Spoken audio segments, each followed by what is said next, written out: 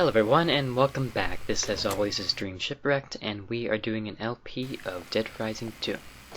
Right now we don't really have a lot of cases, we're just sort of waiting around, so we're gonna do bank run to, spend some time, save another survivor. And then after that we will do a bit of poker and then we'll see where we go from there. Right now we are kind of hard up on health, so we're going to try to run around and get a few things to boost us back up again. As always, coffee is the spice of life, as is random things you pick off the environment. Fruits, high in vitamin C, very important. Doesn't always cure bullet wounds, but you never know, right? As you'll notice, we are now down to almost 24 hours left on the timer, which means we're getting pretty close to the end of the game. So I think we'll be pretty good on the whole not getting firebombed aspect of the challenge, you know. So we're just going to run over and try to complete this one mission. I was going to bring up, I have been playing Dead Rising 3. It has been that long, and yes, I know I'm being a complete hypocrite from like 4 episodes ago, sorry. And it's interesting the differences between the two. For one, the combo weapons are made on the spot rather than in predetermined areas like the maintenance rooms we have right now. What this does is that it allows you to just grab things off shelves and use them in practical sense rather than what we're doing now. You just find something laying around, it is pretty much completely worthless unless you drag it all the way over to a maintenance room to use it. Which is good and bad in the sense that the combo weapons are a lot less, you don't need to carry one all the time, you can use whatever you want. There's still quite a few that are your go-to weapons no matter what you do, but it's a little bit more versatile,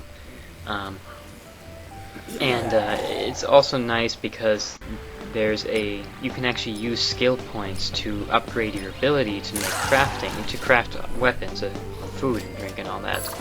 Like right now everything is being done randomly. You get random upgrades as you level up, which is kind of silly to be honest. Just getting some money here because why not? We have lots of time. In Dead Rising 3, you get skill points, and you can use those skill points to basically unlock categories of weapons. So, let's say you have you're gonna make a defiler, which here is a fire axe and a sledgehammer. You have to use a fire axe and you have to use a sledgehammer. Well, in Dead Rising 3, everything has its own category. And you can unlock categories, so you can use any hammer or any axe instead of that specific weapon. So, right now we're doing Woodrow. Woodrow is going to get a hit a few times, but to be honest, he completely deserves every single hit that he gets, because he's kind of an asshole. What he's trying to do is he's trying to basically, extract money from the ATMs like everyone else. And, yeah. Just a rich bastard that needs to, learn his place, but we're gonna try to save him. Now, we have to cover him as he picks through these ATMs, which, I mean, you'd think that he learned by watching us that the best way to access an ATM is not by punching in your PIN code, but by smashing with a hammer. I mean, come on, Woodrow, get with the program, it's a zombie apocalypse. You don't need to worry about security measures. Plus, this guy's rich already. He said he has a yacht, so I don't know. Here you'll watch me being an idiot, because I'm waiting for him to start, accessing the ATM, not realizing that, oh wait, you actually have to talk to him first before he actually starts doing it. I'm not sure why. I guess so that you don't just start a massive escort mission, but without you actually following along. I don't get it though, because you already talked to him. So, whatever. So we'll just take this bastard around and eventually we'll get him back to the safe house and he'll give us some money and it will be great. Oh god. Yeah, it's like, I don't know. So many people, so many survivors in this game are just they're entirely focused on money, which I suppose is probably some sort of like metaphor or something, I don't know. But you would think that at least they would, you know, hey, there's a zombie apocalypse going on, maybe this is not the best time. You might notice as we're running along, he does actually have entire wads of $100 bills falling out of his pockets as he's running along. Yeah, you still deserve that. So when you hear a little pop sound, that's him dropping another sack of cash, like that one. It's kind of funny. Unfortunately, I think he only does the money dropping during this segment, not when he's following you, and he doesn't do it much faster, or, you know, a good way to make money is just make Woodrow run in circles. That would show, right? Come on, let's move it along.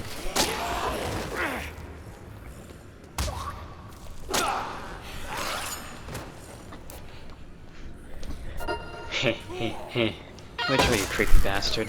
You didn't even get all the money, look at all that's left behind. Ah, Jesus. So yeah, there's our new poker message. Ante up. Ante? I don't know. This is actually separate from... There's a second game you can play at... Sure, it's blackjack or poker, I don't remember. That has much higher stakes, and you can actually rescue survivors. This one... Oh, sorry, he does actually drop money during this segment. Whatever, just... Anyways, this one is just a casual thing. You lose a bit of money if you lose, but not much. Follow me. And the real advantage to it is that you get PP if you win, and you get the helmet. If you remember the Survivor a while back, it was the father-in-law and the son in the cutlery shop, and the father was going crazy on them with a broadsword, and the guy was hiding in the back with a helmet on his head. That guy, you can actually win the helmet. Then you can buy other parts of the knight costume, and when you complete the costume, you get a bonus, the actual gameplay bonus. The armor set has 4 parts. It has the helmet, which you win from the poker game. You can buy boots from one of the stores, the looter stores. There's a beard, a blonde beard you can get from one of the hairdresser shops. And then the chest piece you get when you get the S ending, which means obviously you can't get it all in the first playthrough. What this does is it puts additional health bars on your health. And when you lose those bars, only the ones that are added, not the ones that are intrinsically yours, the armor will break, fall off, and leave you standing in your underwear. For those who know the video gaming history, that's actually a reference to an old game. That's the Ghosts and Goblins series. You play as Arthur, the little knight, and as you get hit, your armor breaks off and leaves you standing in your underwear. So, you know, nice little reference to another Capcom game.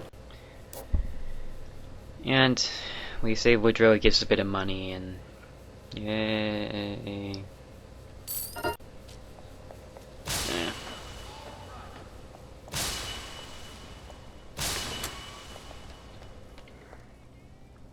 What's your new skill move? What's your new skill move?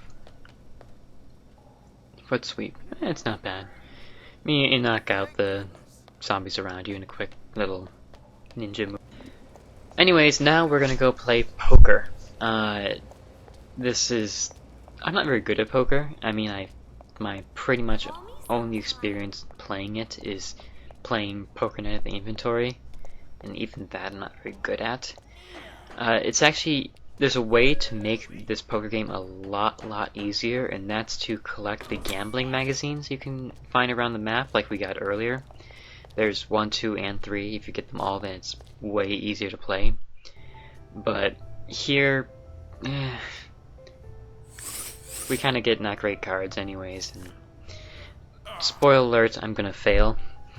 But that's okay, because it's actually kind of funny to see what happens when you fail. Can't decide. I'll call. Sadly, you can't really bluff. I'll call. Yeah, it's like... I don't know.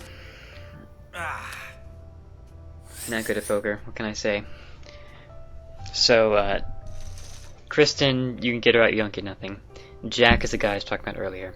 He has the helmet. If you beat him, you get the helmet.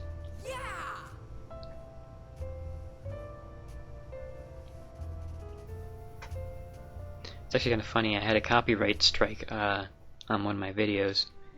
And the music that we're playing right now is what it was. Not the game itself, just that one little music. So yeah, you might have noticed that our glasses are gone when we lost the game. Why? Because we're playing strip poker. That's right, you slowly lose clothing as you lose the game. It's pretty funny, and that's why we get the helmet, because, you know, he loses the helmet when he loses. God. Chuck spends a lot of time in his underwear, I tell you what. So we're not going to worry about actually winning, because...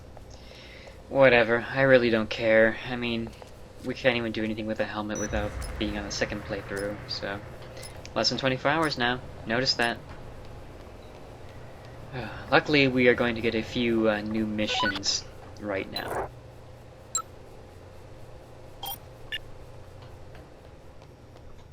And when I say a few, I actually mean quite a few. I mean, we're going to get several of them we're going to run at once. Because they are pretty much all in the same area. However, there's a bit of a surprise waiting for us outside. You know, we'll see how that goes.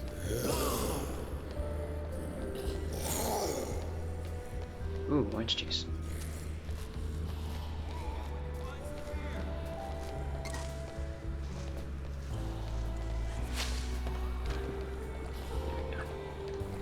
Of all the health items, orange juice really is the best outside of the pre-made stuff. It's useless, but whatever, we have inventory space, so why not, right? Where can we find more money? Yeah, let's kill these guys, why not? We got some time to burn. That's it, Chuck, kill those teenagers. You crazy bastards.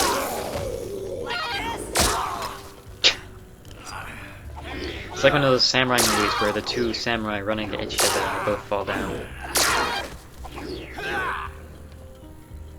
Oh, no, Chuck, don't throw it. Don't throw the laser sword. There we go. Poor laser sword broken down. Green spray paint, I wonder what we can do with that. We'll do a little bit of tagging.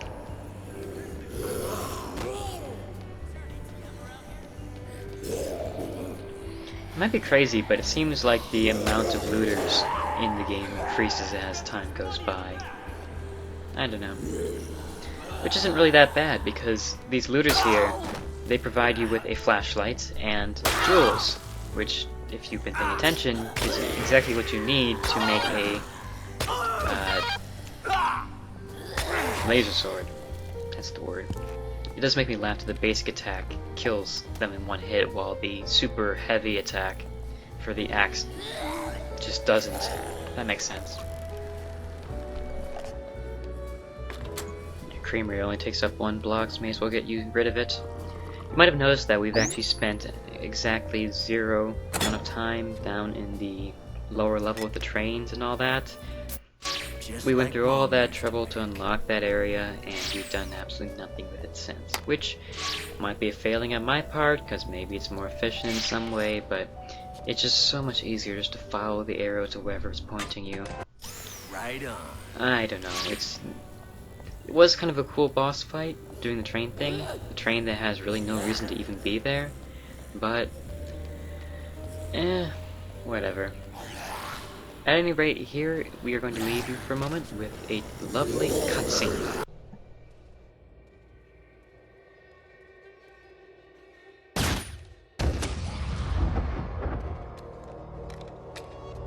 Damn, man, it ain't no fun if they ain't running.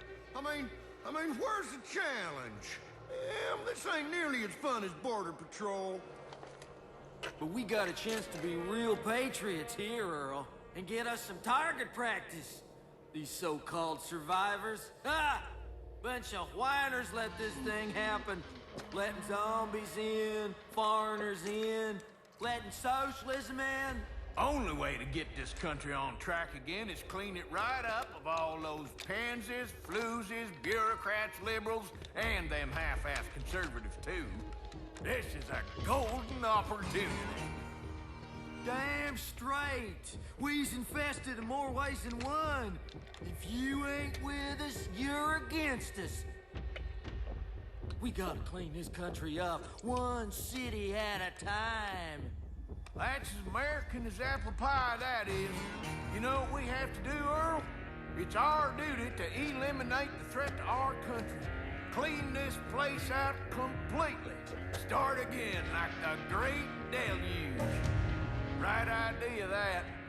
That's right. We do it 'cause we love our country. And 'cause it's so much damn fun. Damn, it feels good to be right. Yeah, God bless America. Woo-hoo. Let's go hunting, boys. And that, kids, is your lesson about America. Any Europeans out there, you can just stop watching right now.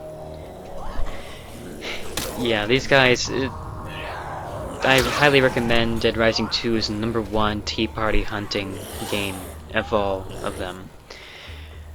These 4 guys, they stay on the strip and they're high up on the buildings. Some of them you can jump to, like right here we can kill Big Earl just by jumping up. Other ones you have to use special ladders to go into an actually instanced arena to kill them. They can be very easy or very hard depending. Like here where Earl is sort of locked in, you can stay close to him. He's not that bad, but if you let him hit you like several times and you can get away, they can be pretty damaging. You'll see later, there's one of the mullet rednecks that I had quite a bit of trouble with. But there's really no mission to killing these guys, just, you know, getting their guns and getting PP. But the big issue is that if you don't kill them, then they will try to snipe the survivors you try to take across the strip, which isn't good. Now, there are a couple ways to kill these guys. You can either go up and try to take care of them personally, or you can try to snipe them with a sniper rifle that you pick up off one of the other ones. Either one is viable. The sniper rifle is a bit trickier, because you have to kind of like weave and dodge their return shots. So it can be hard, because you actually do pause after you shoot. You need to watch when they shoot and sort of anticipate the pattern. It can be pretty tricky. So we're going to take care of all 4 of them, or at least 4 in the few in the general area. Then we'll move on to getting the slave for fashion. Those shots can hurt quite badly, so you got to be careful.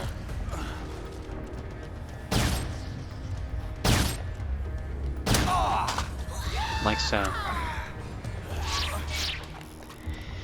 So pretty much gonna burn through our entire health item supply just trying to fight these stupid guys. It's kind of nasty. There's actually a ladder that goes up to kill him, but I couldn't remember where it was. Then I found, you know. Here, it's right here. Downstairs, loading screen. Johnny's the one I had trouble with. That's them. Johnny the mullet boy. For some reason, I don't know. Maybe the government gonna take care of that. God, I love these guys. They're just perfect writing, perfect everything. Just so redneck. It's un-American not to win. It's un-American not to win. Oh god. Yeah, that's the problem, those little combos he does. It's not nice. Run, Chuck, run! Run from the redneck. Yeah. They're pretty good with those sniper rifles, even at like 10 feet away. So we're out of health items.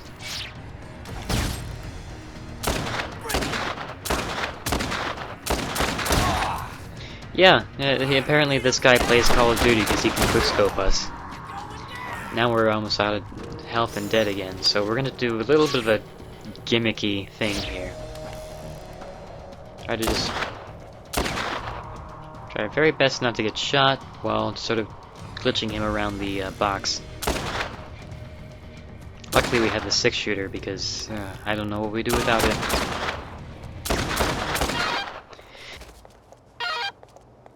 And we get an outfit, which is, you know, nice. There we go. Only need one sniper rifle. Luckily we have some American kind of healing items, some beer and cheeseburgers. Yeah. So now that Chuck is sufficiently fortified to kick some ass, we're gonna go back out and, well, first we're gonna get some whiskey, because you gotta have some whiskey, you know? Grab a bottle and hit the road, eh?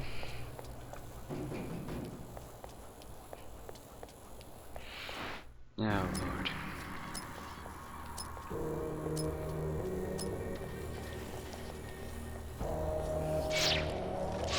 Grab another one for the road. Now we have to hit Derek. This one I think skipped for now. Uh-oh. Yeah. There was a guy we saved earlier by getting him Zombrex, but now we are, you know, in another day, and yeah. Gotta give him another one before someone kills him. I actually couldn't find the way up to this guy, and yeah, here it is right here, right next to me in the sex toy shop. I only realized that after I looked it up on the internet, but whatever, it's just one guy. We can go rescue the survivors without killing that one guy. We'll just have to be a bit quick about it.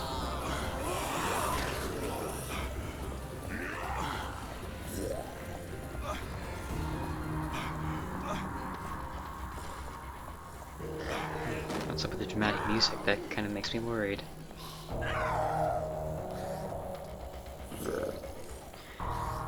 Derek. You'll see, this is me trying to figure out where the hell the ladder is, because I know there must be one somewhere. I do like the blood splatter from the zombie being shot right next to you. That's a nice little effect right there. But in the interest of time, we're just going to skip me screwing around and just looking at nothing.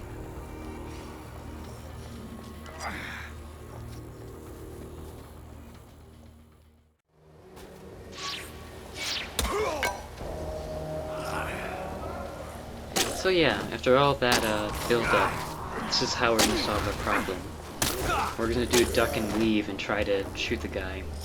It's going to be a bit close, but what we're going to have to do is we're going to look at Derek.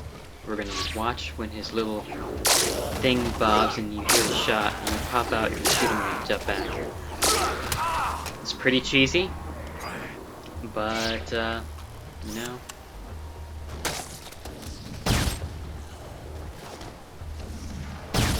That's it, just back and forth, back and forth, back and forth. Because I couldn't find the ladder, because I'm a bad LP'er. Oh well. Once again, I show you why I don't like guns in this game. They're just so boring and pedestrian. All this cool stuff, and I have to shoot this guy from this far away. While we have time, let's talk a bit more about Dead Rising 3. Another thing that I like about Dead Rising 3 that wasn't really in here is the way that you interact with the zombies. Here, zombies are an obstacle. They're still an obstacle, but not quite as much. They're a lot more fun, because you've probably noticed a lot of our time we've done, we're just sort of skirting in between the zombies. We're just running, basically. And it's boring. I mean, you don't really interact with them at all. Also, that was bullshit.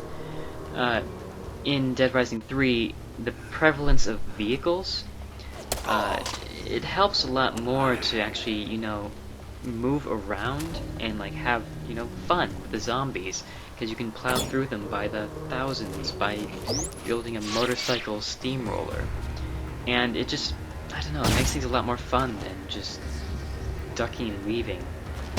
So that is something I do like better. It's like the tone for Dead Rising 3 is a lot more schizophrenic. It's a lot less comical than the other two, which I don't really know how I feel like, because comedy really is the mainstay of Dead Rising series, but it had its moments still.